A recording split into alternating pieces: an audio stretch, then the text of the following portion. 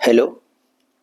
जैसा कि लास्ट के वीडियो लेक्चर में मैंने आपको relation between average speed and tangential speed के बारे में डिस्कस किया। Sorry, relation between angular speed and tangential speed v के बारे में डिस्कस किया। जो रिलेशन अपने पास निकल के आया था v is equal to omega cross R के इक्वल आया था वेक्टर फॉर्म में।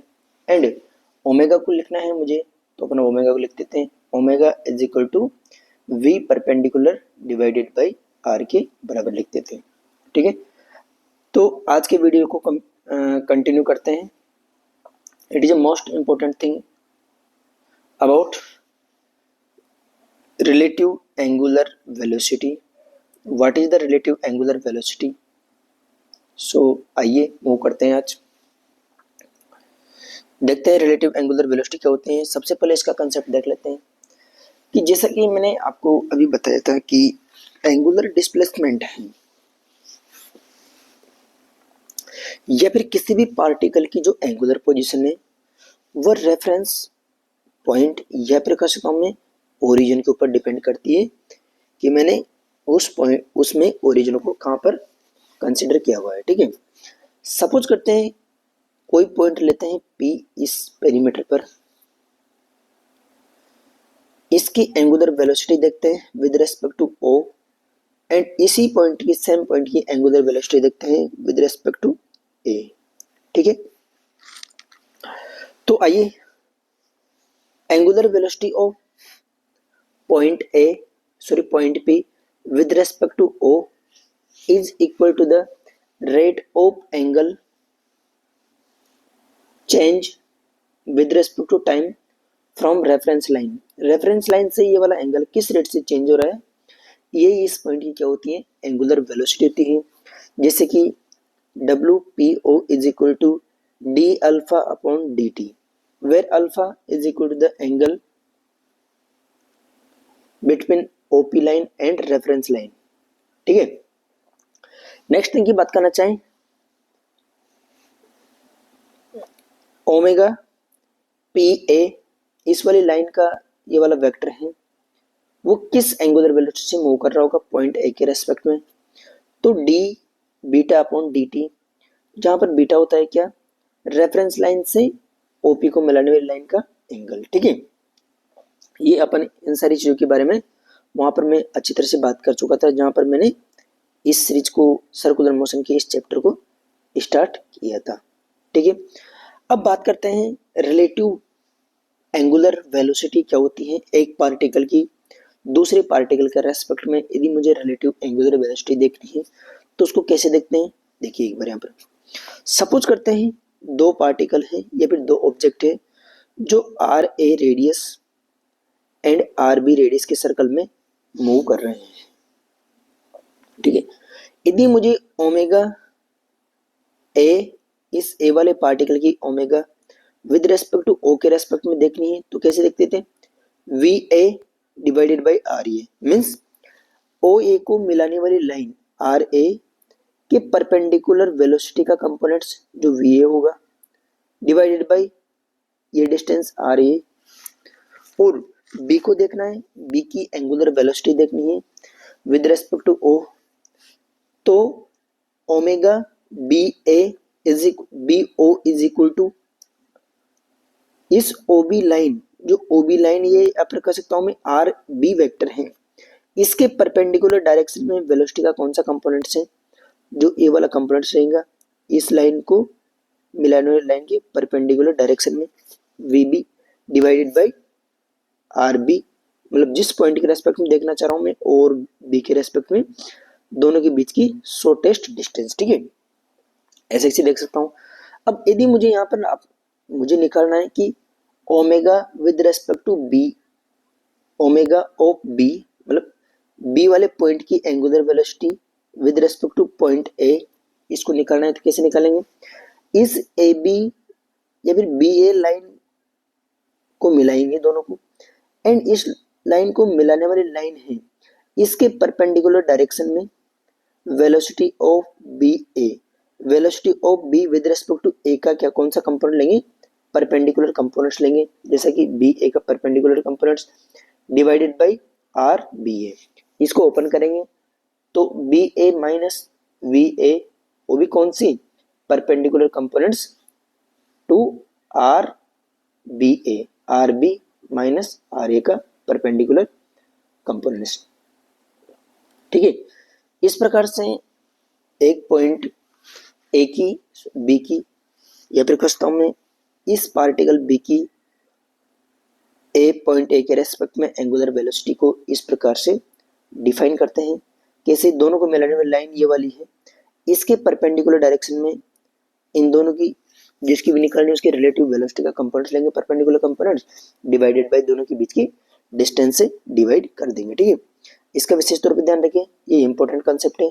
हमेशा एंड हमेशा अपने को कौन सा कंपोनेंट लेना है, परपेंडिकुलर कंपोनेंट्स ही लेना है। ठीक है, नेक्स्ट इंपॉर्टेंट पॉइंट्स की बात करते हैं कि D theta upon D T क्या होता है एक्चुअली में। सपोज करते हैं दो सर्कल है, इस पर एक ये वाला पॉइंट है, या फिर एक पार्टिकल है इस जगह है ए वाले, एंड अनदर पार्टिकल बी है जो इससे थीटा डिग्री हेड है, आगे की तरफ है। ठीक है, इस थीटा वाले एंगल की बात करनी चाहेंगे। ठीक है, अब यदि मुझे D theta upon D T, दोनों के बीच एंगल कितना है, D theta upon D T को लिखना है, तो अपने इसको लिखेंगे omega B minus omega A. But यहाँ पर ऐसा नहीं लिखेंगे कि ये omega B A is equal to omega B minus omega A, ये एकदम गलत है, ऐसा नहीं लिखेंगे। Omega B minus omega A का मतलब relative angular velocity of B with respect to A है, but omega B minus omega A का मतलब है दोनों के बीच का एंगल किस रेट से चेंज हो रहा है इसके बारे में। जैसे कि दोनों के बीच कितने डिग्री एंगल है, ये थीटा डिग्री एंगल है, ये थीटा किस रेट से चेंज हो रहा है, ये omega B minus omega represent करता है। ठीक है, जैसे कि मैं आपसे बोलना चाहूँ, rate of change of angle between O A vector and O B vector. O A vector बोले तो मैं इस वाले vector O A and O B जो वेक्टर है इसके बीच का एंगल किस रेट से चेंज कर रहा है, इस बात को रिप्रेजेंट करता है omega B minus omega A. इसी कंसेप्ट का यूज करते हुए omega B minus omega A या फिर D theta upon D T का यूज करते हुए इस लाइन के बारे में डिस्कस करते हैं। So the time taken to complete one revolution around O with respect to another, मतलब ऐसे कहना चाह रहे हैं कि कोई भी अनदर पार्टिकल इस पॉइंट के रेस्पेक्ट में, जैसे कि मैं आपसे कहना चाहता हूं यहाँ पर कि इस ओ पॉइंट के रेस्पेक्ट में बी वाले पार्टिकल को ए के रेस्पेक्ट में, बी वाले पार्टिकल को ए के रेस्पेक्ट में एक रिवोल्यूशन कंप्लीट करने में कितना टाइम लेगा, इसके बारे में बात करना चाहूँ तो t is equal to 2 pi upon omega relative निकालेंगे। ओमेगा रिलेटिव बोले तो इस वाली इसकी बात करना चाहूंगा मैं, ओमेगा रिलेटिव भाई दोनों के बीच कितने डिग्री एंगल, किस रेट से एंगल चेंज हो रहा होगा, तो t is equal to 2 pi upon omega 2 minus omega 1, 2 pi. यदि फर्स्ट वाले का टाइम पीरियड t1 है तो 2 पाई अपॉन t1, सेकंड वाले का टाइम पीरियड t2 है तो 2 पाई अपॉन t2। तो इसका after solution t1 t2 minus t1, t1 t2 t2 minus t1।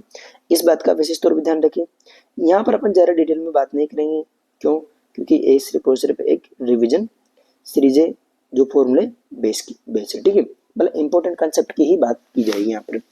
ठीक है, इस omega B minus omega A का मीनिंग क्या है, इसका मीनिंग है कि दोनों के बीच का जो एंगल है वो किस रेट से चेंज हो रहा है, इस बात को शो करता है D theta upon D T को। ठीक है, इसका मतलब ऐसा बिल्कुल नहीं है। ठीक है, सेकंड थिंग, यदि फर्स्ट वाले का टाइम पीरियड t1 है एंड सेकंड वाले का टाइम पीरियड t2 है, तो वन रिवॉल्यूशन कंप्लीट करने में एक के रेस्पेक्ट में दूसरे को कितना टाइम लेगा, कितना नहीं लेगा, इस प्रकार से यहाँ से अपन ने देख लिया।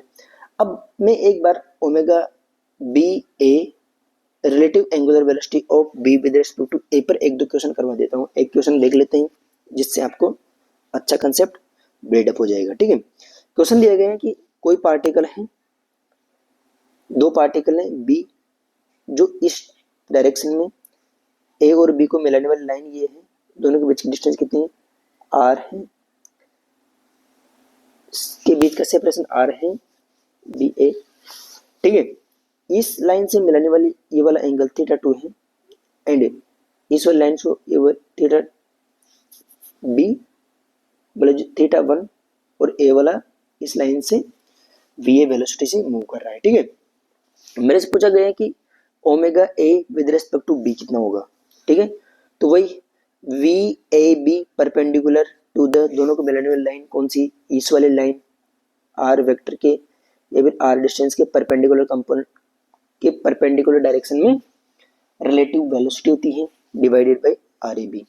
देखिए एक बार सबके कंपोनेंट्स रहते हैं, तो इस आर या फिर ए बी लाइन के परपेंडिकुलर कंपोनेंट्स कितना होगा, वी बी का होगा V B sine theta 2 and A की कौन सी वेलोसिटी होगी, वी ए साइन थीटा 1। अब ये इस वाले डायरेक्शन में जा रहा है एंड ये इस वाले डायरेक्शन में जा रहा है, दोनों अपोजिट डायरेक्शन में है, तो रिलेटिव वेलोसिटी क्या हो जाएगी, एड हो जाएगी।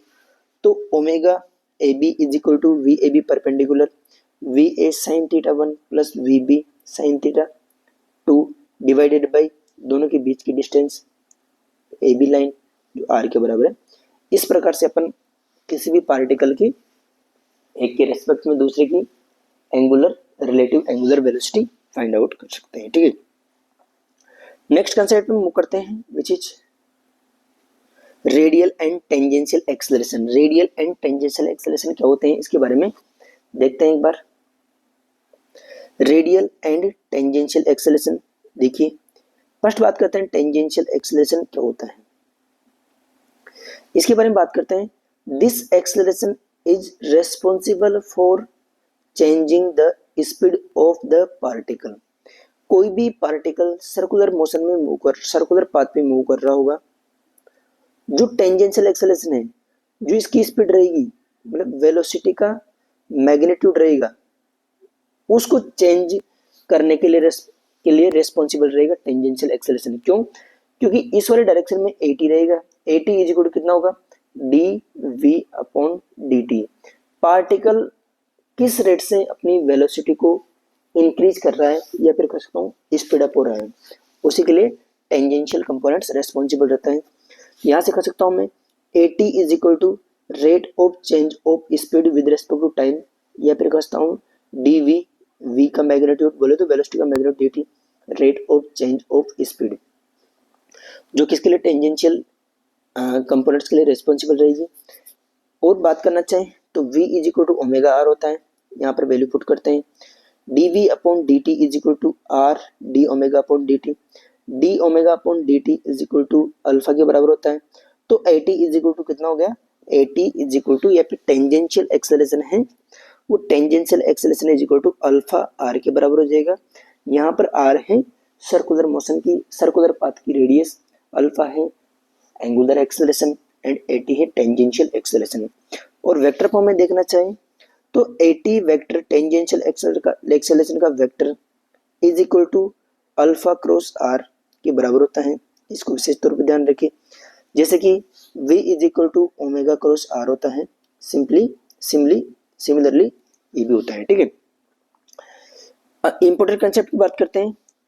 यदि स्पीड और टेंजेंशियल एक्सेलरेशन सेम डायरेक्शन में है तो पार्टिकल स्पीड अप होगा, सर्कुलर मोशन में पार्टिकल की स्पीड इंक्रीज होगी, एंड यदि स्पीड एंड टेंजेंशियल एक्सेलरेशन दोनों अपोजिट डायरेक्शन में है तो पार्टिकल की स्पीड डिक्रीज हो रही होगी। ठीक है, अब आगे की तरफ मूव करते हैं। नेक्स्ट कंसेप्ट है या फिर नेक्स्ट टॉपिक है सेंट्रीपिटल एक्सेलरेशन। ठीक है, सेंट्रीपिटल एक्सेलरेशन कहें या फिर रेडियल एक्सेलरेशन कहें। ठीक है, यहाँ पर इस वाले एक्सेलरेशन में यदि मैं डायरेक्शन की बात करूँ टेंजेंशियल एक्सेलरेशन की, तो इस टेंजेंशियल एक्सेलरेशन की डायरेक्शन अलोंग टेंजेंट रहेगी, tangent.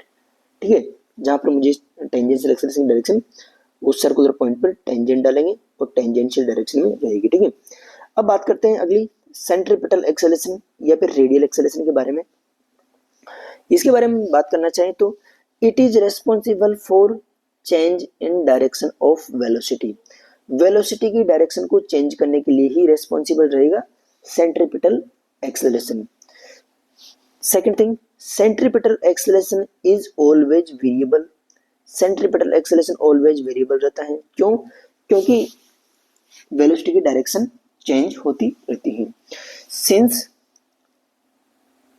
It changes in direction, centripetal acceleration की डायरेक्शन ऑलवेज चेंज होती रहती है। देख कैसे चेंज होती रहती है इसके बारे में बात करते हैं। देखते हैं एक बार। देखो, कोई पार्टिकल सर्कुलर पाथ में मूव कर रहा है, मान के चलते हैं इस सर्कुलर पाथ में मूव कर रहा है, ठीक है। डेफिनेशन क्या है? It is responsible for change in direction of velocity. देखिए, जब वेलोसिटी की डायरेक्शन इधर रहेगी यहाँ पर, तो सेंट्रीपिटल एक्सेलरेशन रेडियल एक्सेलरेशन की डायरेक्शन ये रहेगी। जब वेलोसिटी की डायरेक्शन ये हो चुकी होगी तो इसकी डायरेक्शन इस टाइप से हो जाएगी, और फिर इधर फिर इधर, तो इसकी डायरेक्शन कंटिन्यूसली चेंज होती रहती है। डायरेक्शन चेंज होती है, मैग्नीट्यूड कांस्टेंट हो भी सकता है, बट डायरेक्शन के साथ साथ अपन कह सकते हैं कि ये ऑलवेज वेरिएबल होता है, ठीक है, because it's changes in direction, direction में ऑलवेज चेंज करता रहता है, ठीक है। इस प्रकार से अपन सेंट्रीपिटल एक्सेलरेशन के बारे में बात करेंगे। सेंट्रीपिटल एक्सेलरेशन के बारे में बात करना चाहें तो ए आर या फिर A C is equal to V square upon R के बराबर होता है, या फिर ओमेगा स्क्वायर आर के बराबर होता है। अभी देख लेंगे कैसे होता है कैसे नहीं होता है, ठीक है। टोटल एक्सेलरेशन की बात करना चाहें किसी भी सर्कुलर मोशन में, तो दो टाइप के एक्सेलरेशन होंगे। एक तो टेंजेंशियल एक्सेलरेशन होगा उसके पास, सेकंड रेडियल एक्सेलरेशन होगा। यदि मुझे टोटल एक्सेलरेशन की बात करना है तो दोनों का रिजल्टेंट एक्सेलरेशन क्या होगा? ए नेट की बात करना चाहूँ तो A net is equal to इस टाइप से होगा, जो कितना होगा? A net is equal to 80 A N is equal to D we upon D T के बराबर होगा। या फिर ए नेट की बात करना चाहें तो उसकी वेलोसिटी किस रेट से चेंज हुई होगी पार्टिकल की, वही नेट एक्सेलरेशन के बराबर होगा, D V vector upon D T. या फिर rate of change of velocity is called acceleration. तो नेट एक्सेलरेशन रेडियल एक्सेलरेशन के vector sum plus tangential acceleration के वेक्टर सम के इक्वल होगा। यदि मैं मैग्नीट्यूड की बात करना चाहूँ, इसकी डायरेक्शन ये है एंड इसकी डायरेक्शन ये है, दोनों के बीच में ऑलवेज 90 डिग्री का एंगल रहेगा। तो A is equal to root of A R square plus A T square. Tangential acceleration से रेडियल एक्सेलरेशन से कितनी डिग्री एंगल पर होगा, इसके बारे में बात करना चाहूँ, थीटा के बारे में, तो tan theta is equal to 80 upon A R. Tan theta is equal to 80 divided by A R के बारे में बात कर लेंगे, ठीक है। यहाँ पर डिफरेंशिएशन ऑफ स्पीड। अब कुछ इंपॉर्टेंट बातें हैं कि देख लो एक बार, डिफरेंशिएशन ऑफ स्पीड गिव 80। यदि मैं इस पार्टिकल की स्पीड का, या सर्कुलर पाथ में मूव करने वाले पार्टिकल की स्पीड का मैं डिफरेंशिएशन करता हूँ तो वो टेंजेंशियल एक्सेलरेशन देता है, इंपॉर्टेंट बात है। And differentiation of velocity give the total acceleration. Velocity का डिफरेंशिएशन करने पर वो मुझे क्या देता है? टोटल एक्सेलरेशन देता है, टेंजेंशियल प्लस रेडियल एक्सेलरेशन का सम देता है, ठीक है। अब देखो, यदि मैं वेलोसिटी का डिफरेंशिएशन कर यदि उसका मैग्नीट्यूड लेता हूँ तो वो ए नेट के मैग्नीट्यूड के इक्वल होता है। एंड वेलोसिटी का पहले मैग्नीट्यूड लेता हूँ और फिर उसका डिफरेंशिएशन करता हूँ, या फिर स्पीड का डिफरेंशिएशन करते हैं तो वो टेंजेंशियल एक्सेलरेशन के इक्वल होता है। इस बात का विशेष तौर पर ध्यान रखिए, ये इंपॉर्टेंट कंसेप्ट है पूरा, इसको आप अपने माइंड में बिठा के रखिए, यहाँ से क्वेश्चन अक्सर पूछे जाते हैं, ठीक है। जैसे कि यहाँ पर A net the rate of change of velocity के बराबर होता है, ए नेट को कैसे निकालते हैं। And it is also important thing you keep in your mind, this is also important, तो इनको अपने दिमाग में रखिए, ठीक है। आइए आगे की तरफ मूव करते हैं। नेक्स्ट कंसेप्ट क्या है इसके बारे में देखते हैं। रेडियल एक्सेलरेशन एक्चुअली में कैसे निकालते हैं कैसे नहीं निकालते हैं, इसके बारे में देख लेते हैं। रेडियल एक्सेलरेशन, जैसे कि मैंने आपको बताया कि रेडियल एक्सेलरेशन क्या होता है, it is a rate of change. या फिर रेडियल एक्सेलरेशन क्या होता है, वी स्क्वायर अपॉन रेडियल के बारे में बताना चाहे रेडियल का हो या फिर सेंट्रीपिटल एक्सेलरेशन के बारे में बात करना चाहूँ, V square divided by R, यहाँ पर वी क्या स्पीड है, या फिर ओमेगा स्क्वायर इंटू आर, यहाँ पर ओमेगा है एंगुलर स्पीड एंड आर क्या है रेडियस है। ठीक है, अब देखते हैं एक बार इसके मैग्नीट्यूड या फिर इसके चेंज में देखते हैं कि रेडियल एक्सिस में कैसे चेंज आता है कैसे चेंज नहीं आता है, इसके बारे में देख लेते हैं। सपोज करते हैं कोई पार्टिकल है पॉइंट ए पर था इनिशियली, जो रेफरेंस लाइन मान लेते हैं, आर डिस्टेंस पर इसकी जो स्पीड है वो वी ए है, एंड आफ्टर टी टाइम्स बाद ये पार्टिकल बी पॉइंट पर चला गया, जो यहाँ से कितने डिग्री एंगल पर है, थीटा डिग्री एंगल पर है। ठीक है, अब मुझे चेंज इन वेलोसिटी निकालनी है, तो वी ए पर वेलोसिटी माइनस ए पर वेलोसिटी, चेंज इन वेलोसिटी कैसे निकालते हैं, V final minus V initial, तो delta V is equal to V final minus V initial. ठीक है, अब देखते हैं चेंज इन वेलोसिटी का मैग्नीट्यूड कैसे लिखेंगे। यहाँ पर देखते हैं एक बार, इस जगह देखना चाहूं मैं आपसे, तो देखो एक बार इधर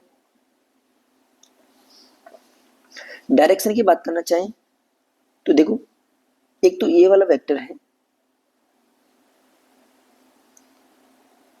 इस वाले वेक्टर को यदि मैं अपोजिट डायरेक्शन में शिफ्ट करना चाहें, यहाँ पर देख सकते हैं एक बार, इस वाले डायरेक्शन में ऐसे से इस वाले वेक्टर को इधर शिफ्ट करना चाहूँ, दोनों के बीच का एंगल कितना है, थीटा डिग्री हो जाएगा।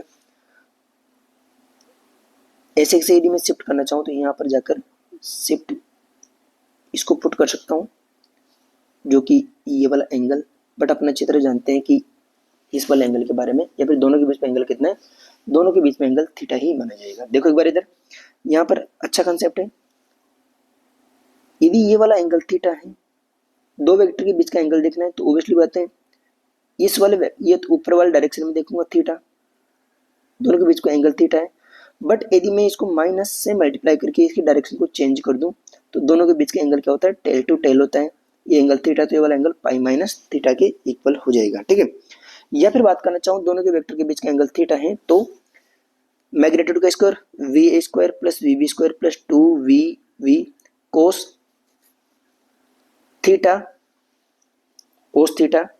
बट यदि मैं इसको माइनस से मल्टीप्लाई करके अपोजिट डायरेक्शन में लिखना चाहूँ, तो ये वाला एंगल हो जाएगा पाई माइनस थीटा के इक्वल हो जाएगा। ठीक है, तो यहाँ से कोस पाई माइनस थीटा के बराबर होगा, माइनस यहाँ पर आगे की तरफ आ जाएगा, V square plus V square 2v square and 2v square cos theta, 2v square को बाहर लेते हैं एंड 1 माइनस कोस थीटा को लिखते हैं 2 sine square theta by 2v square है सही, 2 साइन स्क्वायर थीटा बाई 2 और लिखते हैं, and after calculations change in magnitude of velocity is equal to 2v sine theta by 2, या फिर डायरेक्ट लिखना चाहें यदि कांस्टेंट वेलोसिटी से मूव कर रहा है तो 2v एंड कितना डिग्री एंगल मूव किया, उसके हाफ का साइन थीटा बाई 2। ये इंपॉर्टेंट फॉर्मूला है दोस्तों, इस बात को विशेष तौर पर ध्यान रखें। एंड देखिए एक बार, ए से B arc length is equal to radius into theta के बराबर होगा। तो टाइम टेकन की बात करूं, टाइम फ्रॉम ए से बी जाने में पार्टिकल ने कितना टाइम लिया, is equal to distance A B, या फिर ए बी लेंथ कितनी चला, R D theta divide by V. A net की बात करना चाहूँ, ए नेट कितना हो जाएगा, net acceleration change of velocity divided by total time. तो चेंज ऑफ वेलोसिटी कितनी निकली अपने 2v sine theta by 2, delta T के बारे में बात करना चाहूँ R theta divide by V, ये v ऊपर चला जाएगा यहाँ पर, तो कितना हो गया v square divided by R, 2 sine theta by 2 divide by theta. ठीक है, यदि डेल्टा टी की वैल्यू बहुत ही ज़्यादा स्मॉल है, डेल्टा टी स्मॉल है, तो थीटा भी स्मॉल होगा, थीटा स्मॉल होता है तो sine theta by 2 is equal to theta by 2 के बराबर हो जाएगा। क्यों, जब थीटा की वैल्यू स्मॉल होती है तो साइन थीटा अप्रोक्सीमेटली थीटा के इक्वल होता है। ठीक है, तो यहाँ से ऊपर वाली टर्म्स आएगी थीटा बाई 2 तो देखो एक बार यहाँ पर A net is equal to V square upon R, two delta theta by two into theta, two से टू कैंसिल आउट हो गया, थीटा थीटा, यहाँ पर V square divide by R हो गया। कौन सा केस की बात कर रहे हैं अपन? केस की बात कर रहे हैं जब पार्टिकल कांस्टेंट स्पीड से मूव कर रहा होगा। जब पार्टिकल कांस्टेंट स्पीड से मूव कर रहा होगा तो उसके पास ओनली रेडियल एक्सेलरेशन रहेगा, टेंजेंशियल एक्सेलरेशन की वैल्यू जीरो जीरो जाएगी। क्यों? क्योंकि स्पीड कांस्टेंट है तो at इज इक्वल टू कितना होता है? at tangential acceleration is equal to होता है at is equal to dv upon dt, rate of change of speed. Speed constant है तो at की वैल्यू जीरो जाएगी, तो नेट एक्सेलरेशन जो रहेगा उसके पास ओनली सेंट्रीपिटल एक्सेलरेशन के इक्वली रहेगा। यहाँ पर अपन देख सकते हैं, ठीक है। तो जब पार्टिकल कांस्टेंट स्पीड से मूव कर रहा होगा तो A R is equal to A net is equal to V square divide by R, और A R is equal to V square upon R के बराबर होगा, ठीक है। अल्टरनेट अप्रोच क्या है इसका? वेक्टर फॉर्म में देखना चाहे तो वही अल्टरनेट अप्रोच भी एकदम जैसे अपन ने वहां पे किया था वही कैसे निकालेंगे। सपोज कि इसको रेफरेंस मान के चलेंगे, आर वेक्टर को मुझे लिखना है तो आर वेक्टर कितना हो जाएगा? आर का एक components R cos theta, R sine theta, क्या नाम से जो वेलोसिटी होती है रेडियल वेलोसिटी की बात कर रहा हूँ, D R upon D T, इस डेरिवेशन को आप देख सकते हो। एंड फाइनली ओमेगा की फॉर्म में जो आफ्टर कैलकुलेशंस जो निकल के आता है वह A R is equal to minus omega square R के बराबर। यहाँ माइनस शो कर रहा है कि जो टेंजेंट रेडियल एक्सेलरेशन एंड जो रेडियस वेक्टर है वह एक दूसरे के अपोजिट डायरेक्शन में, जैसे कि रेडियल एक्सेलरेशन इस वाले डायरेक्शन रहेगा एंड टेंजेंशियल रेडियल वेक्टर है वो इस डायरेक्शन में है, ठीक है।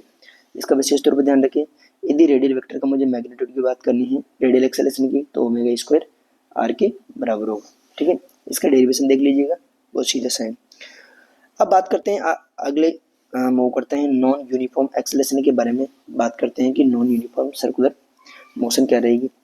जैसा कि मैं आपसे बोलना चाहूँ, यूनिफॉर्म सर्कुलर मोशन में अल्फा जीरो होता है, या फिर कह सकता हूँ ओमेगा जीरो होता है, या फिर कह सकता हूँ कि पार्टिकल कांस्टेंट स्पीड से मूव कर रहा होगा, उसमें ओनली सेंट्रीपिटल एक्सेलरेशन ही प्रेजेंट रहेगा, रेडियल एक्सेलरेशन एब्सेंट रहेगा, ठीक है।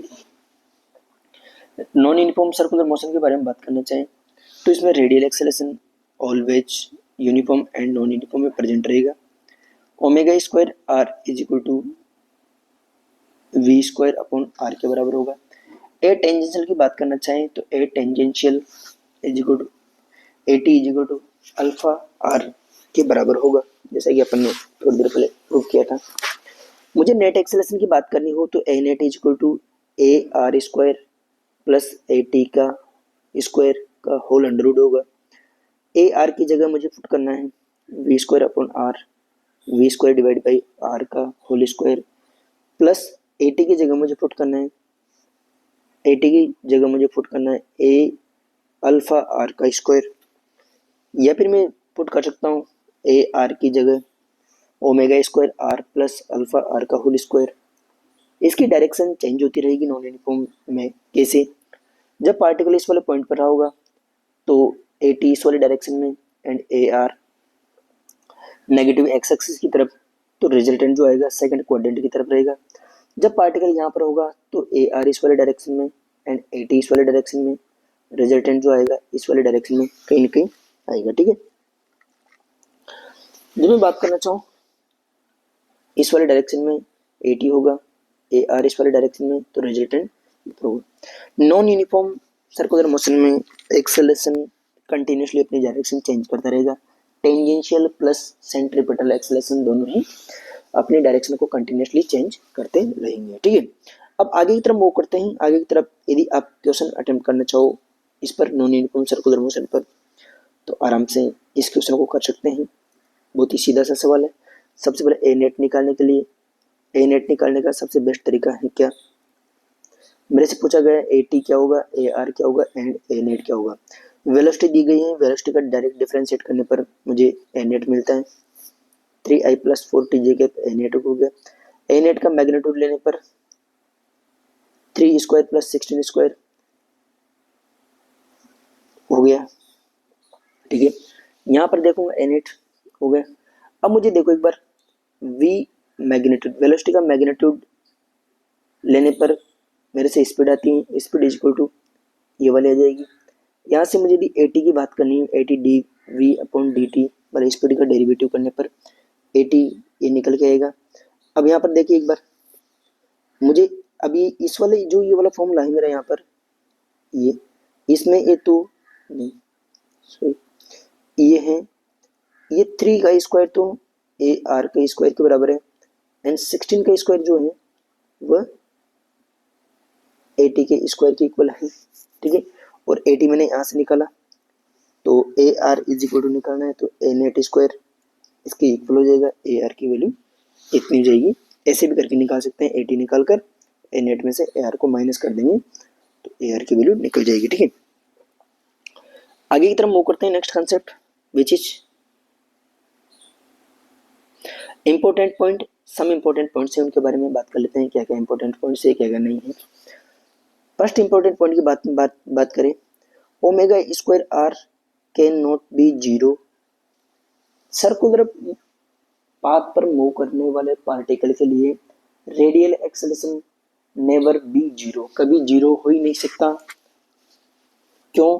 क्योंकि सर्कुलर पाथ में मूव करने वाले पार्टिकल के लिए जो उसकी वेलोसिटी है v की डायरेक्शन ऑलवेज चेंज होती है, ऑलवेज चेंजिंग, ठीक है। इसलिए इसकी वैल्यू तो उसमें ए आर तो ऑलवेज प्रेजेंट रहेगा ही रहेगा, ठीक है। But D omega upon D T can be zero for constant velocity से, फॉर कॉन्स्टेंट स्पीड से मूव करने वाले पार्टिकल के लिए D omega upon D T की वैल्यू जीरो हो सकती है, ठीक है। सेकंड पॉइंट की बात करना चाहूँ मैं, if a particle is moving in circular motion, कोई पार्टिकल यदि सर्कुलर मोशन कर रहा है तो it must have radial acceleration. Obviously बात है, एकदम सही स्टेटमेंट है। सेकंड की बात करना चाहूँ, if a particle is moving in circular motion it must have tangential acceleration. एकदम गलत बात है। यदि पार्टिकल यूनिफॉर्म सर्कुलर मोशन कर रहा है तो टेंजेंशियल एक्सेलरेशन जीरो होता है। यदि particle non uniform circular motion कर रहे हैं तो उसमें टेंजेंशियल एक्सेलरेशन जीरो नहीं होता है, ठीक है। तो अब आगे की तरफ मूव करते हैं, dynamics of circular motion. Circular motion की क्या क्या डायनेमिक्स है उसके बारे में बात करते हैं, इसमें कौन कौन से फोर्स लगते हैं, फोर्स के बारे में स्टडी करते हैं, ठीक है।